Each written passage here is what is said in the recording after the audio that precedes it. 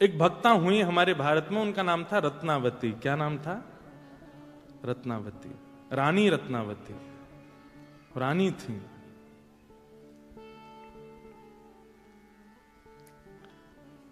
तो रानी रत्नावती जो थी ये राजकुल की थी,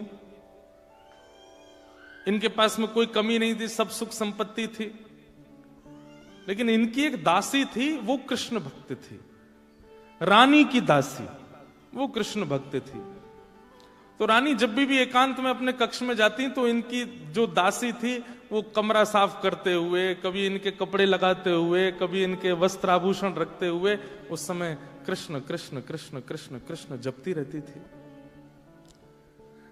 रानी कृष्ण से परिचित नहीं थी, लेकिन दासी के मुख से जो कृष्ण शब्द का उच्चारण होता था उससे रानी को बहुत सुख मिलता था। तो कभी कभी रानी उसके पास जाती और दासी से बोलती, ये तू क्या बोलती रहती है, मुझे बहुत अच्छा लगता है, ये किसका नाम है? तेरे प्रियतम है क्या? प्रियतम सुनते ही वो जो दासी थी वो तो नेत्रों से अश्रुपात करने लगी, रोने लगी, बोले कि ये मेरे प्रियतम कैसे हो सकते हैं, ये तो जगत प्रियतम, ये तो सबके प्रियतम है, सबके प्राणनाथ हैं, पर आपने आज बोल दिया कि ये मेरे प्रियतम तो नहीं, तो मुझे उम्मीद जग गई है कि शायद ये मुझे प्रियतम रूप में मिल जाए। रानी बोली, तू इतना प्रसन्न हो रही है ये सुनकर के, ये है कौन, मुझे इनके बारे में बताओ ना। पर वो जो दासी थी वो बस कार्य करते हुए निकल जाती, नहीं बताती कि कृष्ण कौन है। प्यासे को पानी ना पिलाओ तो जल की महिमा, जल की उपमा और तीव्र हो जाती है, मिलन की चाह और ज्यादा हो जाती है। रानी व्याकुल हो गई। अब तो वो यही सोचती रहती, कौन है ये मुझे बताती क्यों नहीं है। कभी फिर पकड़ लेती है, तूने बताया नहीं उस दिन, ये कृष्ण है कौन? तो दासी बोली, आपको जान के क्या करना है? बोले कि मैं रानी हूं, मैं चाहे जो जान सकती हूं। बोले ठीक है, परंतु कृष्ण से हो क्या रहा है, ये नाम सुन के आपको कुछ अनुभव होता है? बोले अनुभव तो कुछ नहीं होता, पर बस अच्छा लगता है, जब तू बोलती है और बोलते हुए काम करती है मुझे अच्छा लगता है, इसलिए मेरी इच्छा है जानने की ये कौन है।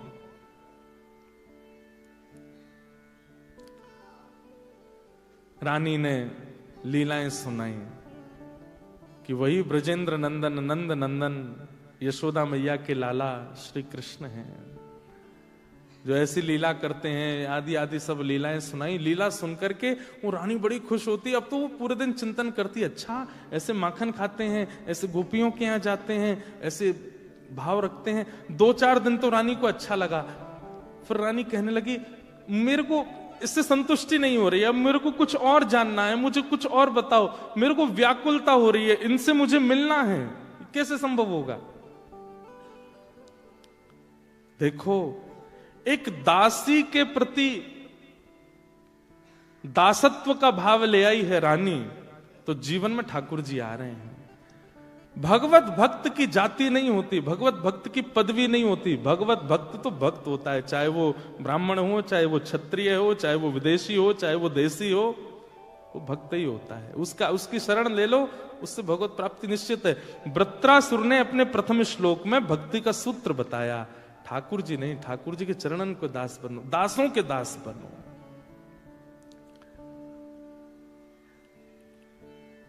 रानी कहती,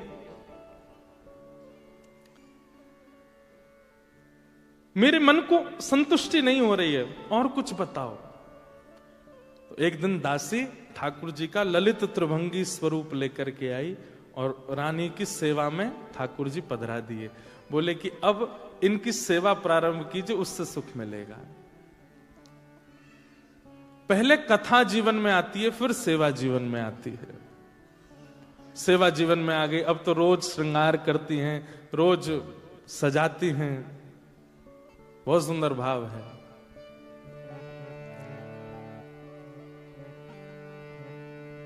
मैं लाऊं फूल तुम्हारी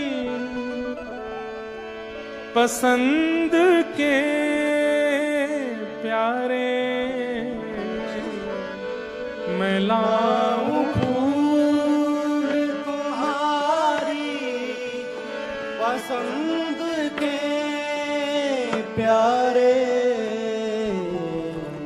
बनाऊं फूल के बंगले, बनाऊं फूल के बंगले, बनाऊं फूल के बंगले। रानी रत्नावती के जीवन में ठाकुर जी आ गए हैं।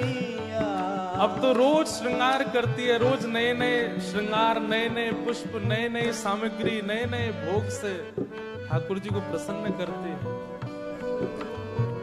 ये होता है एक भगवत भक्त, भगवत आराधन करने वाले भक्तों का भक्त जब जीवन में आ जाता है तो वो धीरे धीरे ठाकुर जी को लाना प्रारंभ करता है। सीधे ठाकुर जी के पास जाएंगे आप तो पुण्य की प्राप्ति होगी, लेकिन किसी भगवत भक्त के पास जाएंगे तो फिर भक्ति की प्राप्ति होगी। रानी रत्नावती सेवा करती है। जहां श्री राधा जो संग में रमण करो प्यारे, जहां श्री राधा जो संग में रमण करो प्यारे, जहां श्री राधा जो संग में रमण करो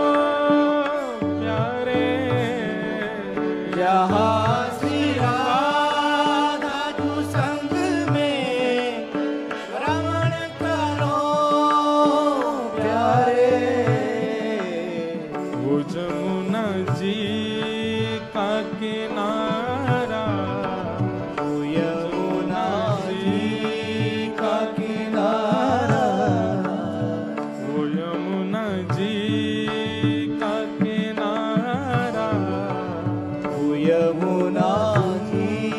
का किनारा, वो कुंज है प्यारे, वहीं पे हमको बसा दो तो कोई बात बने,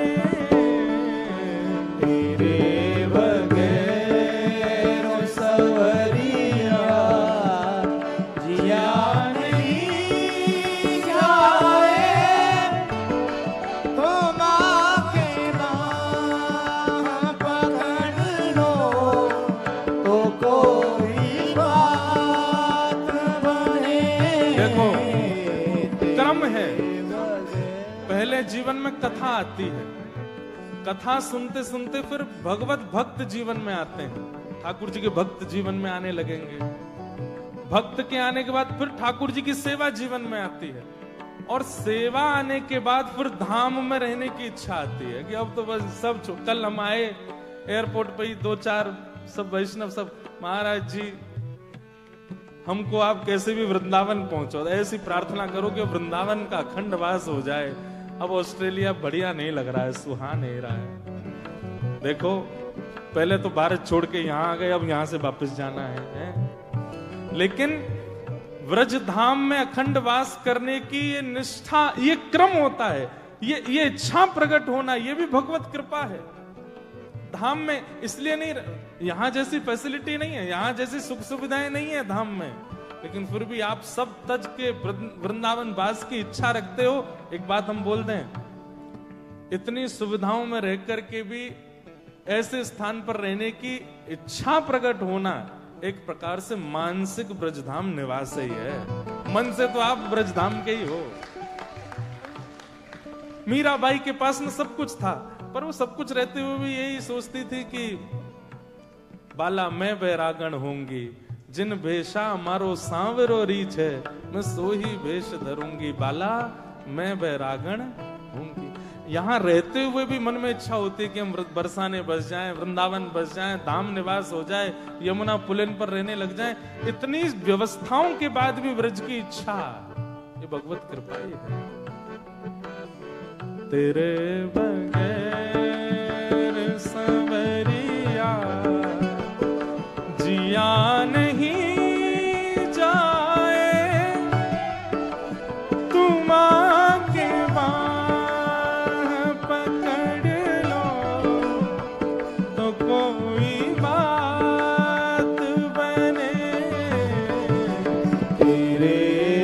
बगैर सवरिया दिया नहीं जाए।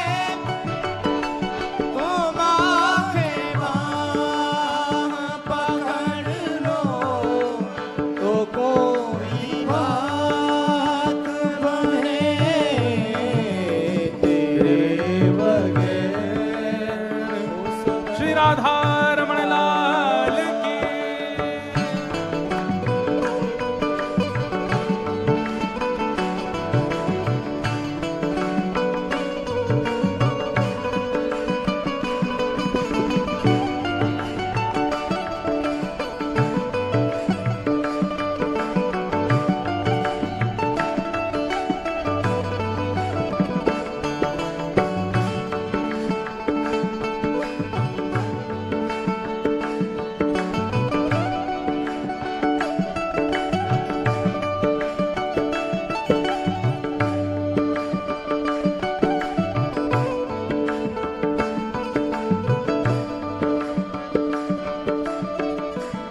और कितनी सुंदर पंक्ति है। न जाने कौन सी बाकी अदा तुम्हारी है, न जाने कौन सी बाकी अदा तुम्हारी है। न जाने कौन सी बाकी अदा तुम्हारी है। न जाने कौन सी बाकी अदा तुम्हारी है। संसार में लोग बड़े एटिकेट से रहते हैं, सीधे बैठते हैं, सीधे चलते हैं, सीधे खाते हैं, सरबट भी नहीं आनी चाहिए, ऐसे कपड़े पहनते हैं, जिम वगैरह जाते हैं, फिजिक बनाते हैं सीधे साधे। फिर उन लोगों की प्रशंसा होती है, देखो इनके बैठने का ढंग, चलने का, उठने का, सब कितना बढ़िया व्यवस्थित है। हमारे ठाकुर जी सोते भी ऐसे हैं, उठते भी ऐसे, खाते भी ऐसे ही हैं। अब राधा रमन राधा वल्लभ जी ऐसे ही रहते हैं, तो बदलते थोड़ी हैं पूरे दिन। तेरे बगैर ओ सवरिया राधे राधे गोविंद